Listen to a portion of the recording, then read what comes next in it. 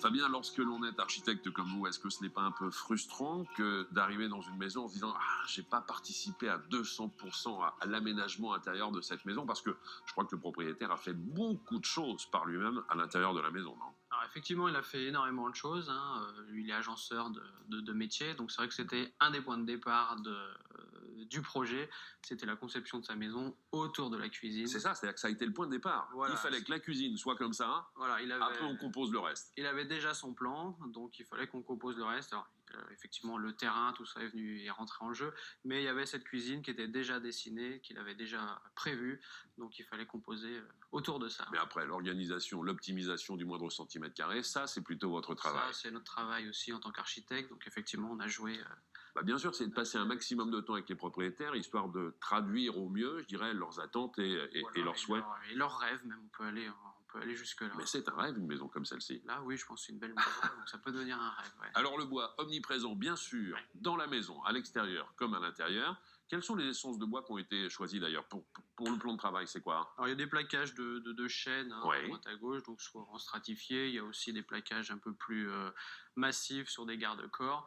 La cuisine, bon, c'est surtout du médium. Là, on est sur des dérivés de bois, on va dire. Bien sûr. Effectivement, on a quand même toute une structure en ossature bois et du parquet aussi en contre-collé bois. Enfin bon, voilà, différents éléments venant du bois et travaillés de différentes manières. Alors pour celles et ceux qui auraient peur en se disant si je fais tout en bois, je vais avoir l'impression d'être dans une caisse. Là, non. On voit bien que tout a été réalisé en bois, mais les finitions intérieures peuvent s'opérer avec de la couleur, avec du papier peint, avec des choses de ce genre. Ça n'empêche pas, hein. On met ce qu'on veut. L'ossature bois, finalement, remplace le parpaing, si on veut aller par là. Bien sûr. Part de l'ossature bois, et après, on aménage comme on veut, que ce soit les couleurs, mais toutes les cloisons, c'est-à-dire les faux plafonds, les murs, les cloisons, tout ça est en bois? Non, il y a uniquement la structure porteuse qui est en bois. Le reste, on est sur quelque chose de plus standard, on va dire, du placo-plâtre. D'accord. Voilà, qui fait tout le revêtement intérieur et entre lesquels on vient passer l'électricité, la plomberie notamment. Bon, alors là, dans la partie cuisine, on est sur une zone humide, dirons-nous. Donc là, on a fait un autre choix que de mettre du On est passé avec du carrelage, effectivement, mais on est sur un plancher bois. Plancher bois de ce côté-ci. Plancher bois uniquement sur toute la maison, ouais. D'accord. Avançons, profitons de l'espace. J'aime beaucoup d'ailleurs cette idée que vous avez développée ici au niveau de la cage d'escalier. Pour justement permettre d'avoir de la sécurité et conserver de la transparence. Voilà, c'était l'idée, vous l'avez dit, quand même de sécuriser, hein. Il y a quand même des enfants, mais plutôt que de faire une cage d'escalier toute fermée qui cache la lumière et qui crée un volume un peu fermé, là on a quand même cette transparence, on a une perspective qui passe à travers et également on a une fenêtre qui donne, là pour le coup plein air, donc c'est vrai qu'il y a le soleil du matin qui rentre et donc qui vient éclairer la cuisine par la même occasion. Maison toute ouverte, avec effectivement un grand salon, une belle pièce à vivre. Vous me l'avez dit, c'est une maison dans laquelle vivent des enfants. Ouais. On dit souvent que le bois, à partir du moment où il est apparent, comme c'est le cas ici dans l'escalier, comme c'est le cas au sol, peut avoir justement un aspect bénéfique sur notre santé.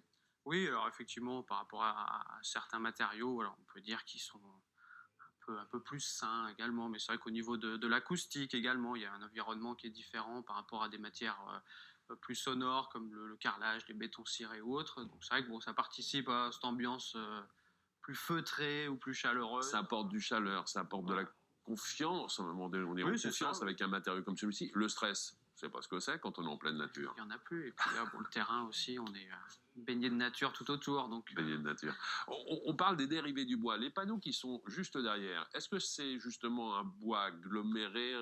C'est quoi exactement? Reconstitué, ouais, c'est un mélange de bois et de ciment. Ouais. Et là, on refait plus ou moins un petit enduit dessus. On fait quoi? Une finition particulière? Il n'y a rien du tout. Complètement brut. Ouais. Et ce sont les panneaux qu'on peut acheter comme ça, de différentes couleurs, et même parfois, si on le souhaite, changer après les panneaux, que ce soit à l'intérieur ou à l'extérieur. Exactement. Donc voilà, il y a toute une gamme de couleurs, de matières. On peut les composer comme bon nous semble. Alors lorsque j'étais dans le jardin, je le voyais, il y a un stock de bois là-bas.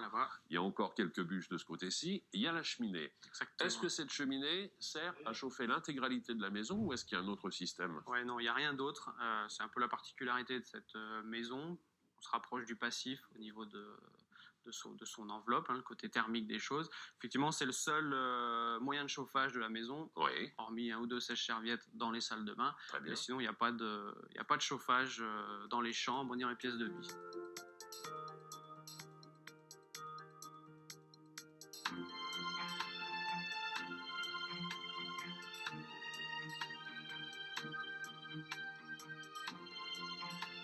chambre pour les parents. Quand je dis chambre, c'est carrément une suite parentale avec le dressing.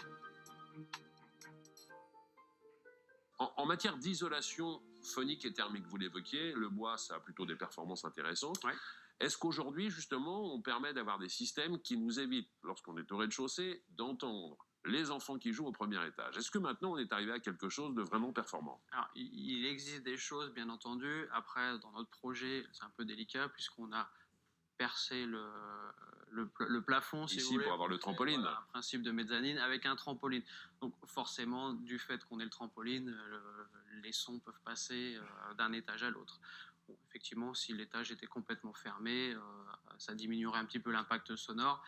Mais c'est vrai que quand on a des pièces ouvertes, même si on met des matières, on va dire, molles sur les murs ou sur les plafonds, on peut quand même avoir tendance à avoir des bruits qui passent d'un niveau à l'autre, hein. Bien sûr. Alors, vous le disiez, le propriétaire a lui-même réalisé une grande partie des travaux. Ouais, que tout l'intérieur, ouais. La maison, en 4 mois, elle était en place. À peu près, ouais. Ensuite, l'agencement intérieur, il a mis combien de temps pour le réaliser à peu En près? fait, il a suivi, hein, c'est un projet qui a duré à peu près 5 mois, Ouais. mais lui suivait l'intérieur pendant que nous, on avançait l'extérieur. Donc finalement, ça n'a pas été 4-5 mois de chantier, puis le client derrière. Ouais, Tout a ouais. été fait en même temps. Tout s'est combiné de la même Voilà, manière. donc il a remplacé finalement les artisans de seconde œuvre classiques qu'on aurait eu dans un autre projet. Et ce qui lui a permis de réduire considérablement la facture. Bien entendu, forcément. Alors on le voit, le bois est omniprésent, y compris pour la table de la salle à manger. Ouais. Parce que, si je ne me trompe pas, c'est bien, encore une fois, une ossature bois avec une finition impression béton. Béton plus ou moins. ciré, voilà, c'est le client qui a fait ça. Donc c'est une jolie table qui va bien dans la maison, qui s'insère bien. Donc ça, c'est des choses qu'on avait travaillé sur les implantations du mobilier déjà dans les études.